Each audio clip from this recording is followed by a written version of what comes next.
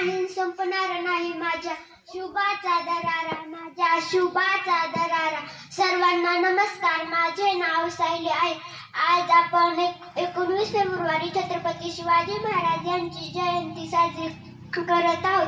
छत्रपती शिवाजी महाराज हे आदर्श राजा आहेत. छत्रपती शिवाजी महाराज यांचा जन्म 19 फेब्रुवारी 1630 रोजी शिवनेरी किल्ल्यावर झाला. त्यांच्या वडिलांचे नाव शहाजी राजे भोसले व आईचे नाव जिजाबाई असे होते. छत्रपती शिवाजी महाराजांनी मराठा स्थापन साम्राज्य केले. छत्रपती शिवाजी महाराजांनी जीवाला जीव देणारे मावळे तयार केले. छत्रपती शिवाजी महाराजांनी रयतेसाठी अनेक कल्याणकारी योजना आखल्या. त्यांचे